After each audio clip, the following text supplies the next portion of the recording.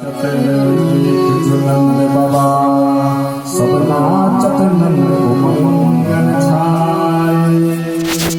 गाहो मिला तज नंद के ऊपर, डार दियो सब लोग हंसाए।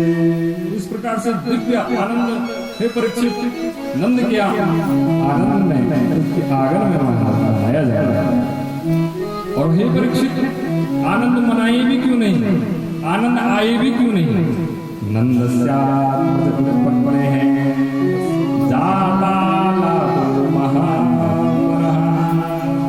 नंद के घर में बेटा नहीं हुआ है परीक्षित, साक्षात आनंद ने आज नंद के घर में अवतार लिया है।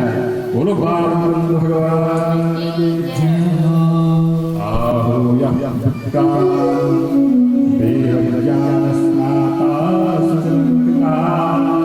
नंद ने बड़े बड़े ऋषियों मुनियों को बुलाया, ब्राह्मणों को बुलाया और आज नंद ने बहुत दान किया। आनंद मन ही रहा था तब तक नंद को एक बार याद आ गया।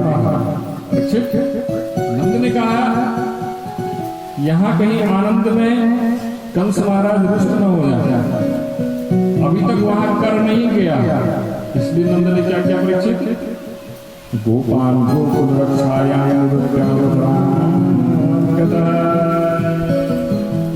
कुछ गोपों को, वृद्ध गोपों को बुलाया, कहा मेरे पुत्र की रक्षा करना, मुझे मथुरा जाना पड़ेगा।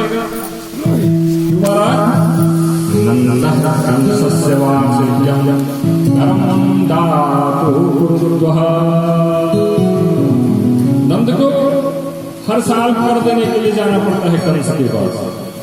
इसलिए नंद बाबा ने कुछ गोपों को नियुक्त करके महाराज वहां से प्रस्थान किया और बदला चले गए। इधर जैसे ही योग माया ने कंस को बताया, कंस ने तुरंत पूतना को बुलाया और कहा अभी गोकुल में जितने भी बच्चे हुए हैं उन सबको मार के आओ। पूतना महाराज गोकुल की ओर आ रही है। कंसेन प्रेता घोरा पूतना निगंतिम पुरग्राम ब्रजादिषु।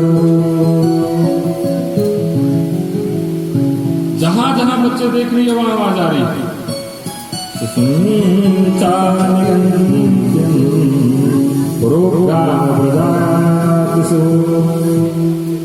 परीक्षित, इसका नाम ही पूतना है, पूतान नहीं, सापूतना। पूतना कहती है मेरे रहते किसी के घर में पूत हो जाए, ऐसे कैसे हो सकता है। इधर महाराज नंद बाबा कर देकर जब आ रहे थे तो वसुदेव जी से मिलना हो गया। वसुदेव जी ने कहा मित्र आज इधर महाराज कर देने आया था और मैंने तुम्हें एक बात नहीं बताई, इसको बता देता हूँ। मेरे घर में एक बालक ने जन्म लिया। अच्छा, मुझे तो पता ही नहीं। लेकिन नंद बाबा मैं आज कब यहाँ रह के थोड़ा ज्योतिष विद्या जान गया हूँ। तुम यहाँ क्या कर रहे हो, मुझे लग रहा है तुम्हारे घर में कोई संकट आने वाला है। क्या ऐसा है?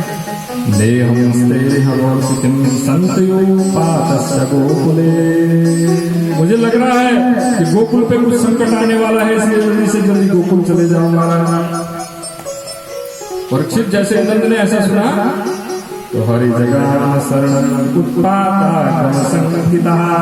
नंद बाबा ने हाथ में माला ली और नारायण का नाम लेते लेते भागते भागते गोकुल की ओर चलना प्रारंभ किया। और इधर हे परीक्षित, जैसे ही पूतना ने देखा बहुत सारी स्त्रियां सुंदर सा वेश बनाकर कहीं जा रही हैं, तो समझ गई ये जरूर नंद के घर में जा रही है। उनके साथ ऐसा ही रूप धारण करके ही महाराज चले गए। और जैसे ही नंद भवन में पहुंची तो एक बार यशोदा माता ने पहचान लिया कि ये गोपी पहचान की नहीं लग रही है। फिर कहा कोई ना कोई तो होगी, कोई ना कोई हमारी हितैषी ही होगी। अब तो महाराज पूतना ने देखा 7 दिन के हैं अभी भगवान सुंदर से पालने में भगवान लेते हुए हैं। वो दिव्य रूप भगवान का नीलकमल के समान महाराज, नीलमणि के समान भगवान चमक रहे हैं।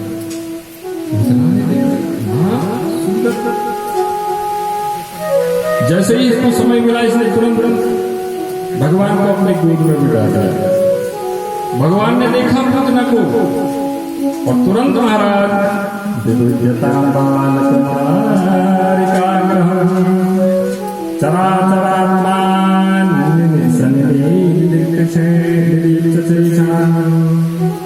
जैसे ही भगवान को देखा तो सुखदेव जी ने कहते हैं कि पूतना ने आंखें बंद कर दी। चचा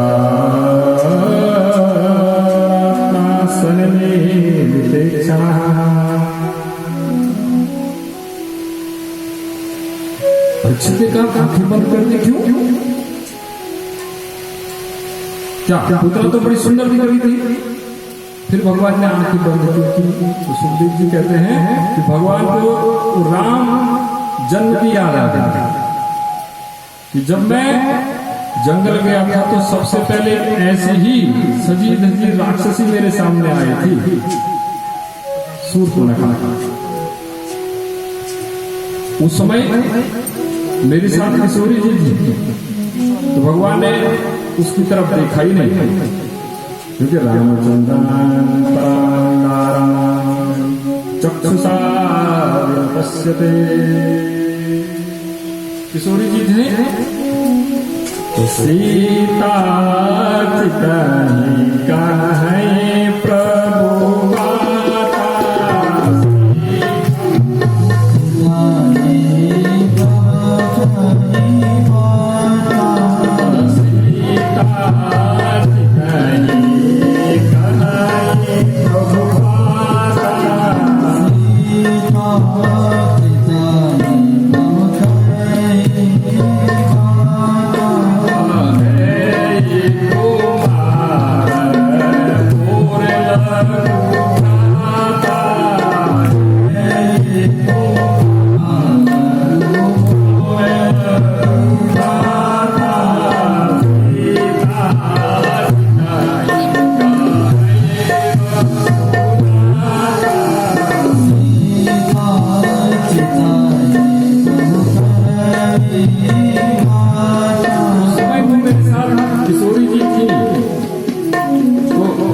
देखता रहा, उसकी वो नहीं देखा, लेकिन अभी तो किशोरी जी है ही नहीं। और इसलिए भी देखा परीक्षित, भगवान ने कहा ये है मायावती और मैं हूं मायापति। अगर मैंने इससे आंखें मिला दी, आंखें 4 हो गई, तो उसकी माया जाती रहेगी और ये अपना राक्षस विकराल रूप यहाँ धारण करेगी तो बहुत लोगों को मारेगी। इसलिए भी आंखें बंद कर दी। इसलिए भी कर दी क्योंकि आज से मारना भगवान शुरू कर रहे हैं, दैत्यों का संहार करना शुरू कर रहे हैं। जब भी कोई मानवीय कार्य होता है, प्रारंभ होता है, तो एक बार हम आंख बंद करके भगवान का ध्यान करते हैं। तो भगवान का ध्यान करके मंगलाचरण कर रहे हैं। आज से लीला शुरू हो गई है। और परीक्षित इसलिए भी किया क्योंकि एक पूतना जो है कालकूट विष अपने स्तनों पे लगा के आया है। भगवान शंकर को याद कर रहे हैं, हे प्रभु आप ही बचाओ। विष पीने का अभ्यास तो आप ही का है, इसलिए भगवान शंकर को भी याद कर रहे हैं। इस वकील ने, इस पूतना ने भगवान को अपने गोद में लिया और भगवान को स्तनपान करवाना शुरू किया। भगवान आंख बंद करके स्तनपान कर रहे हैं। देखिए ये क्या, पहले विष पिया, फिर दूध पिया और उसके प्राणों को भगवान खींच रहे हैं। ये डर गई। प्रभास निष्प्रियमाना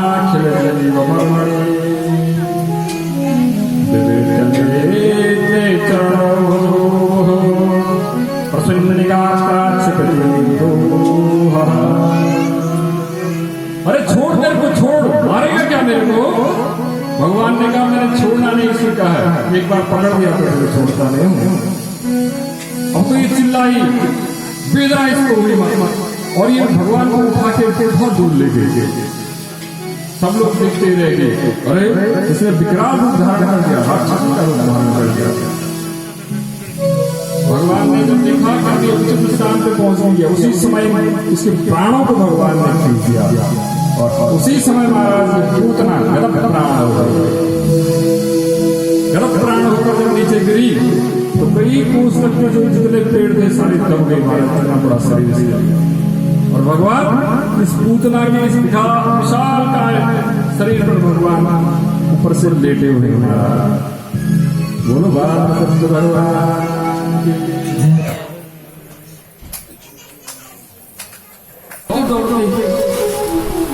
नंद बाबा तब तक पहुंच गए थे। कहा तो वास्तव में बहुत बड़ा ज्योतिषी बन गया है, पहले ही बताया था।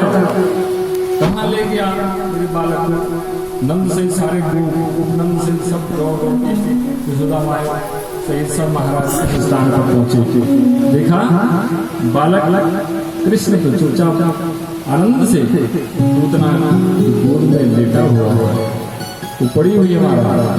बड़ी मुश्किल से महाराज सीढ़ियां मंगाकर उस पर चढ़े, बालक को निकाला। हे परीक्षित, इस प्रकार से उस पूतना को भी भगवान ने सदगति प्रदान की। नंद ने कहा इतना बड़ा इसका शरीर, इसका क्या किया जाए? उपनंद ने कहा भाई साहब इसके शरीर के टुकड़े करने चाहिए।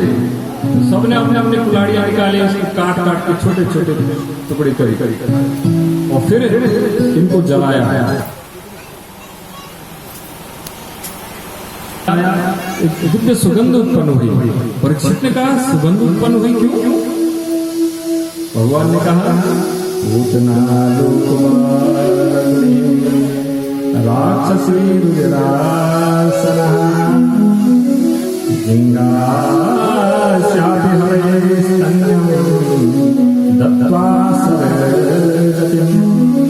परीक्षित, इसको भी भगवान ने सदगति दे दी। सुखदेव जी कह रहे हैं इसलिए दे दी क्योंकि ये आई जिस भी भावना से है, लेकिन कार्य इसने मेरी माँ के जैसा किया है, और माँ के जैसा कार्य किया है, मुझे दूध पिलाया है, तो फिर पुत्र का ऋण भी तो अदा करना चाहिए।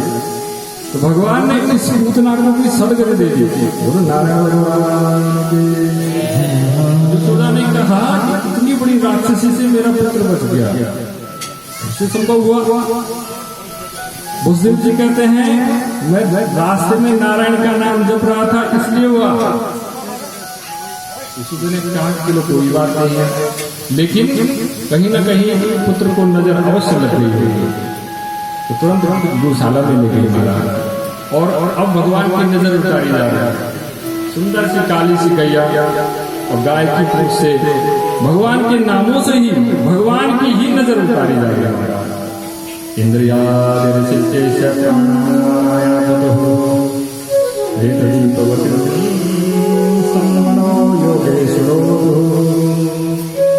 मुझसे महाराज बच्चों की नजर उतारने का सबसे सफल प्रयोग है काली गाय की पूंछ और ताम्र पात्र में पानी लीजिए, थोड़ा पानी में डालिए उसको और बच्चे के ऊपर झाड़ लीजिए और भगवान के नामों का स्मरण करते रहिए।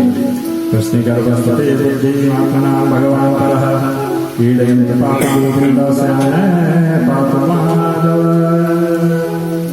नामों का भजन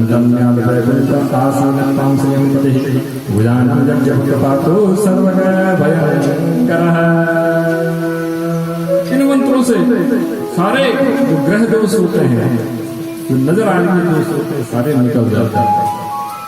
पुनः भगवान को यशोदानंदन अपने घर में ले गए और भगवान 27 दिन के हो गए, लेकिन कंस चुप नहीं बैठा था। सकटासुर को बुलाया, कहा कि कृष्ण को मार दिया, उस बालक को मार दिया। आज यशोदा मैया ने क्या किया कि कुछ गोपियों को देखा अपने घर पे आए हुए हैं। तो गोपियों के साथ बातें चल रही थी और मेरे पुत्र को सोने में थोड़ा सा तकलीफ होगी, इसलिए भगवान को बाहर आंगन में लिया गया और वहां पे एक सकट एक बैलगाड़ी रखी हुई थी, उसके नीचे पाला लगाया और वहां सुला दिया। दृष्ट्वा यशोदा प्रमुखादशर्या अथो तथानिते कर्मणेया समागता नन्दादयस्ताद्भुतदर्शनाकुलः कथं स्वयं शकटं प्रियंका। सकट के नीचे भगवान को सुला दिया। सक्कासुर ने देखा, अच्छा यहाँ लेटा है, तो सकट के ऊपर गाड़ी के ऊपर बैठ गया महाराज। भगवान ने देखा रे ये तो बहुत ऊपर जाके बैठ गया है। नीचे से ही भगवान ने छोटे से 27 दिन के बालकृष्ण ने जोर से एक लात सकट पे लगाई और सकट सही टूट कर वो सक्कासुर महाराज वही गंध प्राण हो गया। भगवान की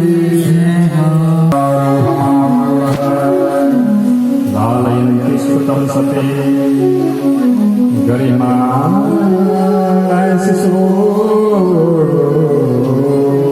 नसे भगवान कृष्ण बाल मुकुंद को यशोदा मैया दूध पिला रही है। अचानक दूध पीते पीते भगवान का भार बहुत अधिक हो गया, क्योंकि भगवान ने दूर से तृणावर्त को आते हुए देख लिया। भगवान ने कहा अगर माँ की गोद में रहा तो फिर माँ को नुकसान हो सकता है, क्योंकि राक्षस मुझे मारने आ रहा है। इसलिए भगवान ने अपना भार बढ़ाया और महाराज यशोदा को लग रहा है गरिमा नसे अरे इसने इतना दूध पी दिया कि इसका भार बढ़ गया। इतना भारी तो कभी हुआ ही नहीं। परीक्षित ने कहा ऐसे कैसे हो सकता है। सुखदेव जी कहते हैं कि यशोदा को भगवान की माया जज गई, माया लग गई। नहीं तो ऐसे कैसे हो सकता है कि माँ ये सोचेगी इतना भारी इसलिए हुआ है कि इतना दूध पी दिया। तब क्या किया? सुखदेव जी कहते हैं भूमो निरायतम गोपी विस्मिता भारतीर्ता। यशोदा ने भगवान को नीचे रख दिया, क्योंकि ऐसा लगा कि इसका भार दूध पीने से बड़ा है। विस्मित हो गए महाराज। इधर महाराज वो देख के आ गया, चक्रवात बन के आया। दैत्यो नानावर्त है कंस वित्यप्रणोत है चक्रवात स्वरूपेण चक्रवात के रूप में आया, बड़ी तेज हवा के रूप में, और भगवान को उड़ा के ले गया। उठा के ले जा रहा था। भगवान ने कहा आनंद हो गया, मामा ने बड़ी अच्छी सवारी भेजी है, मुझे तो सारी गलियां दिखा दिया। और जैसे ही लगा के गोकुल की सीमा से बाहर जाने वाला है, तो भगवान ने अपना वजन बढ़ाया, अपना भार बढ़ाया और चक्रवात स्वरूप भगवान ने उसका गला पकड़ दिया। उसने कहा अभी तक तो मेरे सर पे एक बालक था, ऐसा लग रहा है पत्थर मैंने सर में रख दिया है। भगवान ने कहा मेरे भक्त पत्थर में भी मुझको देखते हैं और तुम मुझको भी पत्थर को देखता है, इसलिए तेरा कल्याण करना आवश्यक है। उसी समय भगवान ने जैसे घट प्राण कर दिया। भगवान की 1 वर्ष बीत गया, लेकिन इतने सारे घटनाक्रम होते रहे कि महाराज नंद जी भगवान का नामकरण करना भूल गए। अब एक दिन वसुदेव के जो कुल गुरु हैं गर्गाचार्य जी, वो महाराज पहुंच गए। गर्ग पुरोहितो राजन् यदुना सुमहातपः गर्गः पुरोहितो राजन् यदुना सुमहातपः। गर्ग नाम की पुरोहित पहुंच गए महाराज। ब्रजं जगामस्य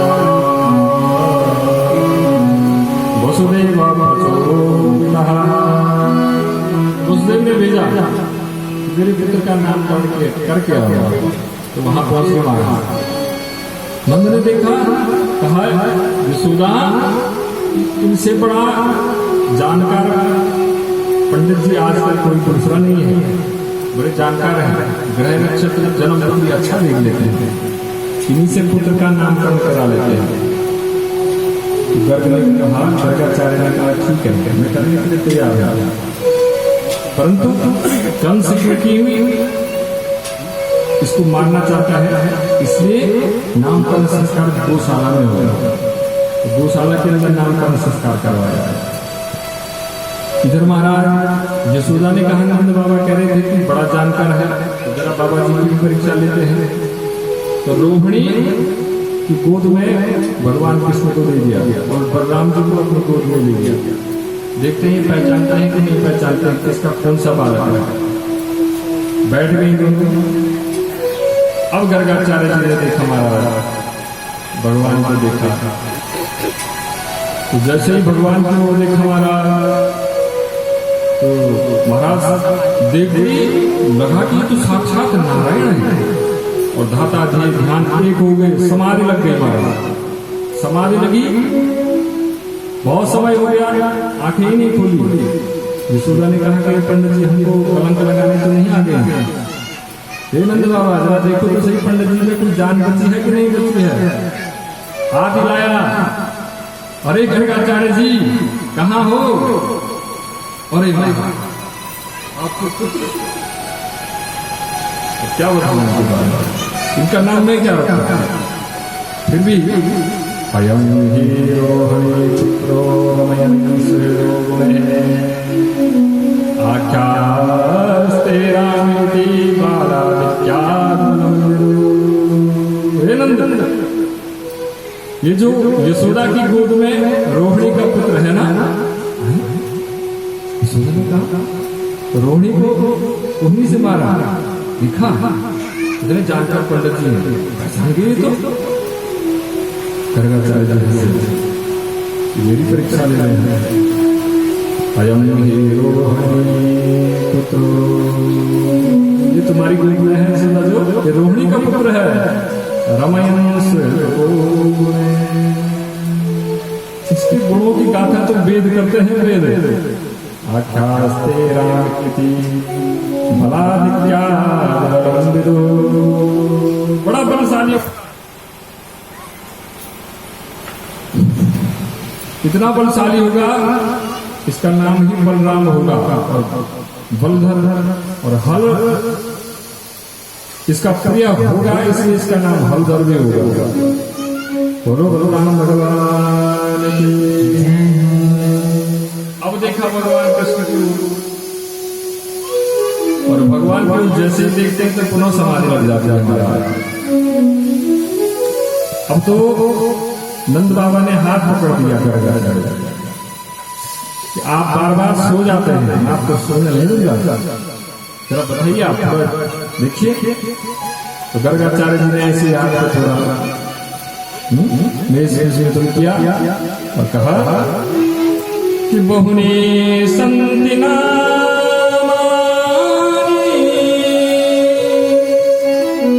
रूपाणि सुहृदो गुणे गुणकर्मान् रूपाणि तान्यं हम वेदयोजना। मैं इसका नाम क्या रखूं यशोदा? अरे इसके इतने नाम हैं कि वेद गाते गाते थक जाते हैं, हजारों नाम हैं इसके। इनके नाम अनेक अनुपा, इनके नाम अनेक अनुपा, इनके नाम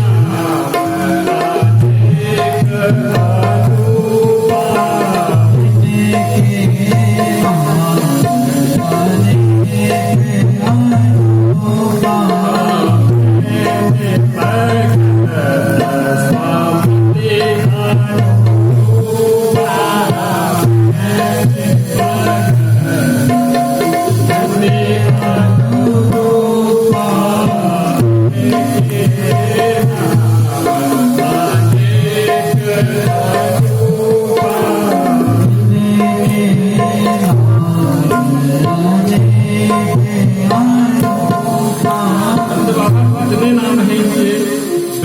सहस्रनामपुरा इन्हीं के नाम से भरा हुआ, लेकिन फिर भी मैं अपने मन से इनका नाम इस समय रख रहा हूं। इनका नाम होगा कृष्ण। क्यों? करसहित योगिना चित्तांसी, योगियों के मन का हरण करने वाला होगा। कोई से हरि नहीं बोलेगा, क्यों महाराज? ये हरि पापों को हरने वाला होगा, इसलिए हरि भी कहेंगे। और महाराज इसको लोग गोविंद भी कहेंगे। गोविंद क्यों कहेंगे? गावो बिंदन सौ गोविंद, गायों की रक्षा करने के लिए आया है, इसलिए इसका नाम गोविंद भी होगा। कई नाम होंगे। इसी जमाने में वसुदेव का पुत्र भी रहा होगा, तो इसका नाम वासुदेव भी होगा। इतने नाम महाराज। शुभवाचक सत्य निर्दिवाचक तयोरेकं परब्रह्मं कृष्णाभिधीयते। कृष्ण इसलिए भी नाम पड़ा है जो इसमें कृषि शब्द है, ये भूवाचक है, पृथ्वी का वाचक है, अर्थात 8 प्रकृतियों का वाचक है। जो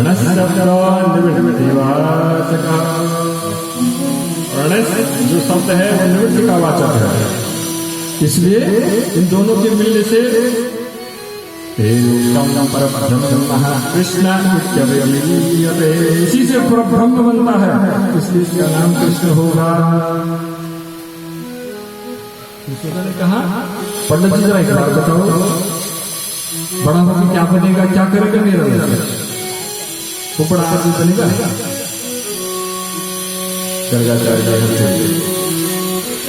एक नंबर का चोर बनेगा। चोर बनेगा ऐसे कह रहे हैं, सुनो कैसे चोर बनेगा।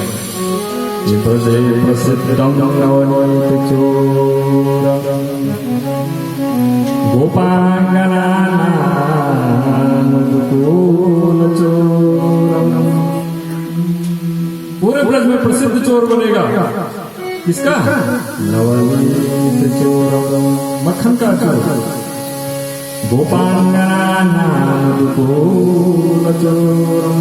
गोपियों के वस्त्र हरण करेगा ये, कितना नटखट बनेगा। हाँ, अनेक जन्मार्जित पाप चोर, अनेक जन्मों से जो पाप भक्तों ने किए होंगे उनका हरण करने वाला नहीं करेगा।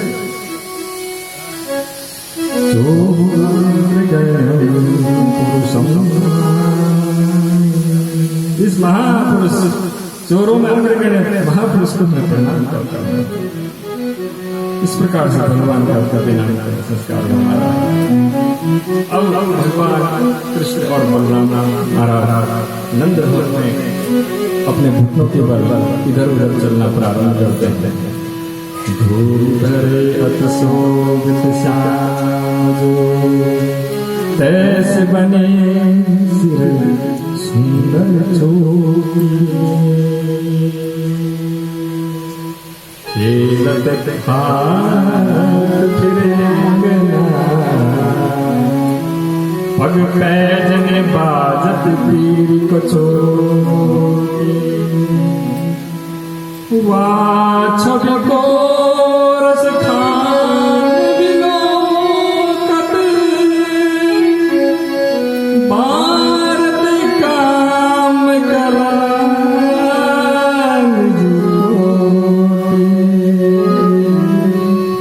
काग की भाग बड़े सजने, हरि हाथ सुने रोटी। काग के भाग बड़े सजने, हरि हाथ सुने गोयो रोटी। बड़ा दिव्य वर्णन दस्तान मैंने किया है। हमारे शोभा महाराज हम कितना अंगराग लगाते हैं तब जाकर भी हम सुंदर पूरा नहीं दिख पाते हैं। और भगवान है कि धूल बरे अति शोभित साज, धूल में लोट-पोट भगवान हो रखे हैं, फिर भी सुंदर लग रहे हैं। तैसी बनी सिर सुंदर चोटी। भगवान का सौंदर्य देखते ही बन रहा था।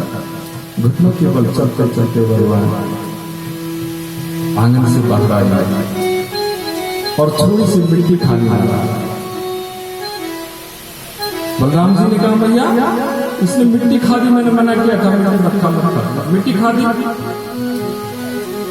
भगवान बलराम जी की ओर देख रहे हैं, भैया अच्छा नहीं किया, शिकायत करते हो? कान्हा तूने मिट्टी खाई? नहीं खाई ना हम सर्वे मिथ्या संचिना। ये सब झूठ बोल रहे हैं दोस्त, मैंने मिट्टी नहीं खाई। यदि सत्य ग्रहे समक्षम पश्चिमे मुखम। और भैया तू तो मेरे सामने है ना, हाथ कंगन को आरसी क्या और पड़ी मिट्टी को पार से देख ले मेरे मुंह में, अगर देख सकती है अगर मैंने मिट्टी खाई है। ये सोचा मेरा मुंह खोल। अब जैसे ही भगवान ने हमारा मुंह खोला तो मिट्टी तो नहीं दिखी सोचा मेरे को, लेकिन पूरा ब्रह्मांड नजर आया। ब्रह्मांड में गोकुल नजर आया, गोकुल में महाराज नंद आंगन नजर आ रहा है, और वहां पर यशोदा भगवान कृष्ण को डांट रही है, ये भी नजर आ रहा है। कौन सी माया भगवान की। ये देखते ही यशोदा तो महाराज विस्मित होकर नीचे गिर गई, चक्कर आ रहा। मेरे लाल के मुंह में क्या है? हे मैया उठना, क्या हो गया? मेरे मुंह में मिट्टी दिखी? कहा मेरा लाल है, पांव पकड़। अरे तो साक्षात पर ब्रह्म है। किसने कहा? अरे तेरे मुंह में सब दिखता है, मैंने तो पूरा ब्रह्मांड देखा। मैया बुद्धि हो गई है, आंखों में कोई दोष है, मैं भला पर ब्रह्म कैसे हो सकता हूँ? मैं तो छोटा सा तेरा बालक हूँ। फिर देख दोबारा देखा तो सब गायब महाराज। फिर से माया धस गई यशोदा को, और कहा मेरी आंखों में ही कोई दोष हो गया। पकड़ के भगवान भांति भांति प्रकार के महाराज भगवान नंद लीला करते हैं। अब तो भगवान अपने मित्रों के साथ माखन चोरी लीला भी कर रहे हैं। कभी अपने घर में